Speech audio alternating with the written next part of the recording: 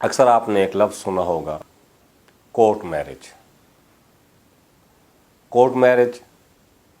کے بارے میں یہی ایک اندازہ لگایا جاتا ہے یا خیال کیا جاتا ہے یا تصور کیا جاتا ہے کہ کسی بھی جوڑے نے عدالت میں جا کر شادی کی ہوگی، نکاح پڑھا ہوگا، اور جو بھی نکاح کی یا شادی کی اسلامی شرعی اور قانونی شرائط ہیں یا اس کے تقاضے ہیں وہ عدالت میں جا کر پورے کیے ہوں گے۔ یہ عام لفظ کورٹ میرج ہر کسی کی زبان پہ آ جاتا ہے، لیکن اس کی اصل میں کوئی حقیقت نہیں ہے۔ کورٹ میرج کا کوئی قانون نہیں ہے، اور نہ ہی کوئی عدالت کسی بھی ایسی کورٹ میرج کو کرانے کا اختیار رکھتی ہے کہ وہ عدالت میں جائے اور وہاں پر ان کا نکاح پڑھائے یا کسی مولی کا بندوبست کرے۔ کچھ کیسز ایسے ہوتے ہیں جس میں کچھ معاملات ایسے بن جاتے ہیں تو اس میں وہ کورٹ میرج نہیں ہوتی، بلکہ انہیں کہہ دیا جاتا ہے عدالت کی طرف سے کہ جی اگر آپ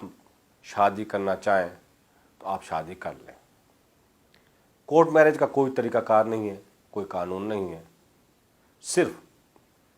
اور صرف اس کورٹ میرج کے حوالے سے جو پروسیجر اڈاپٹ کیا جاتا ہے، پروسیجر جو اس میں عمل درآمد کیا جاتا ہے، جو اس کورٹ میرج کو کورٹ میرج بنایا جاتا ہے، اس کا عام طریقہ کچھ اس قسم کا ہوتا ہے کہ کوئی بچی یا عورت آتی ہے یا اس کے ساتھ میں جو مرد ہوتا ہے وہ آتا ہے، اور وہ کسی بھی معزز وکیل صاحب سے رابطہ قائم کر لیتا ہے، اور وہ معزز وکیل صاحب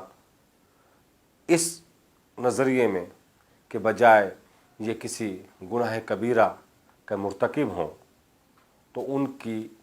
اس شادی و نکاح میں ان کے لیے کچھ سہولیات فراہم کر دیتا ہے۔ نکاح خواہاں کو بلا لیتا ہے، گواہان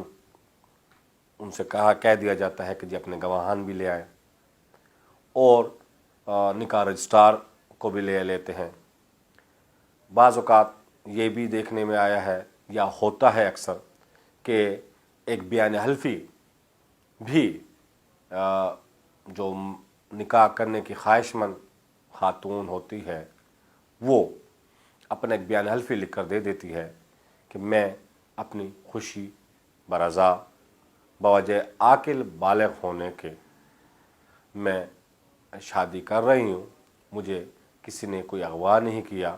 مجھ پر کسی کا کوئی جبر نہیں ہے، اور نہ ہی مجھے کسی نے ورغلایا پھسلایا ہے۔ تو یہ ایک نکاح نامہ جو مروجہ فارم ہے، اس نکاح نامے پر تمام شرائط وغیرہ وہ لکھ لیتے ہیں، اور نکاح رجسٹرار اس کو نکاح کے جو فارم ہیں پور کر کے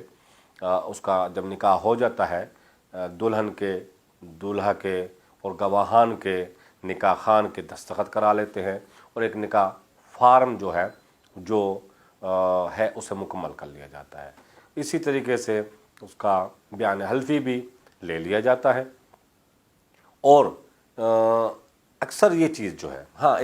اکثر یہ جو چیز ہے وہ یہ دیکھا جاتا ہے کہ یہ نکاح خاص کر وہ ہوتے ہیں جو والدین کی مرضی کے خلاف ہوتے ہیں۔ میں اس میں تھوڑا سا یہ عرض کرتا چلوں کہ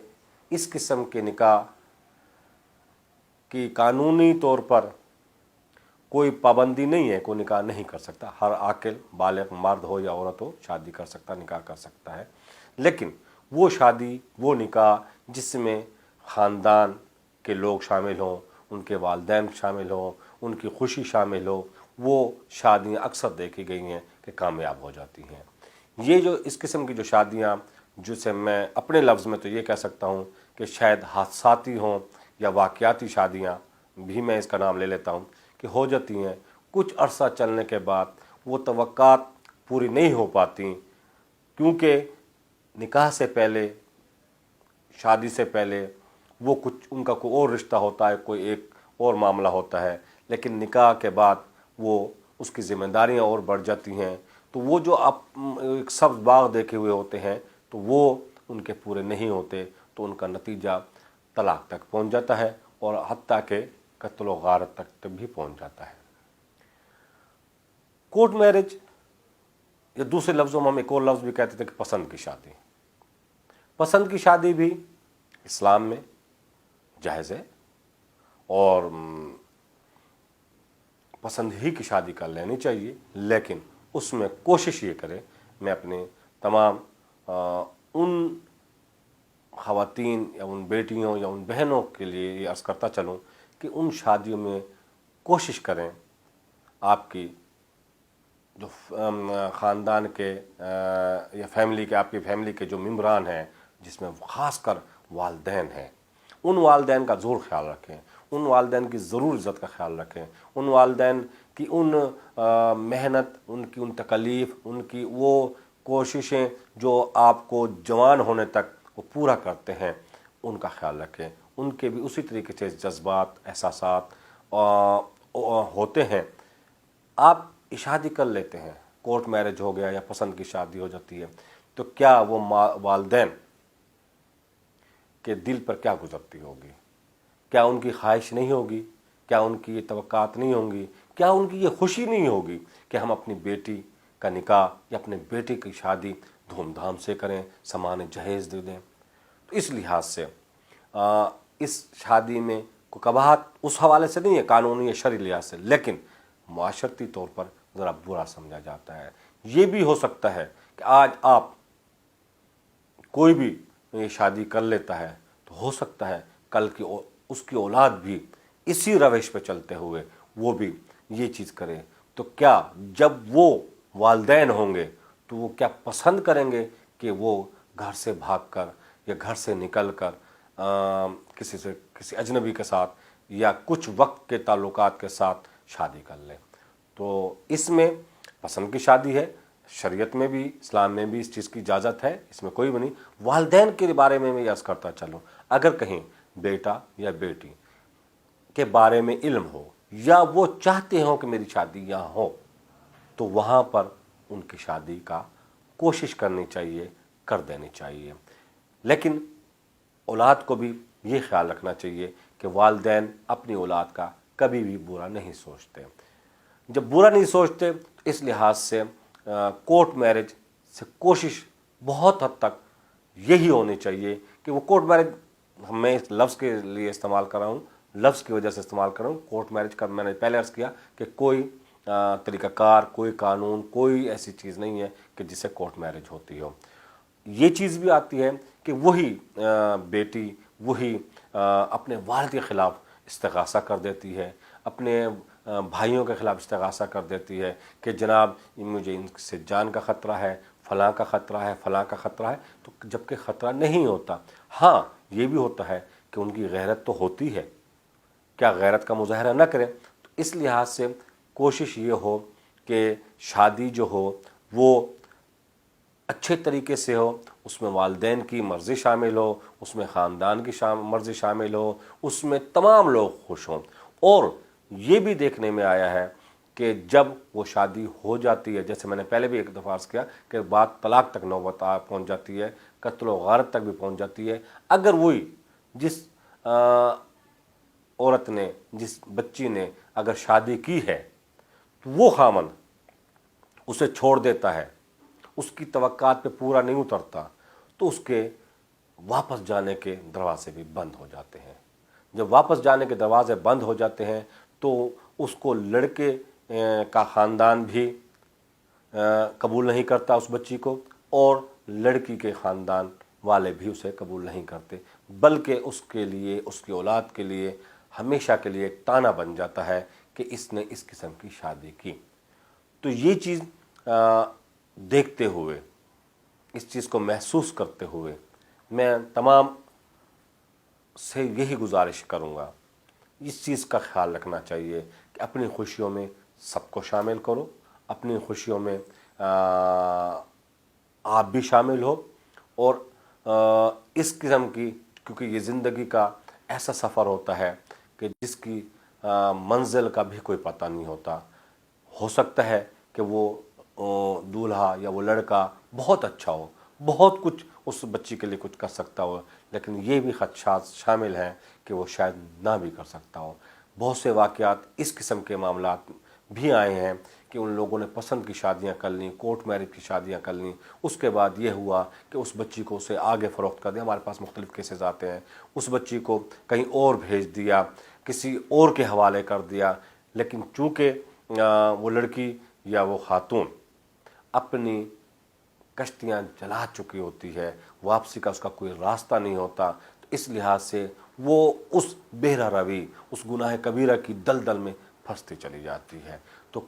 इस लिहाज से मैं तमाम से जो भी है इस मामले में कि कोर्ट मैरिज का जो लफ्ज़ है वो बड़ा दिलकश है, पुरकशिश है, लेकिन इसके नताइज भयानक भी साबित हो सकते हैं। अपने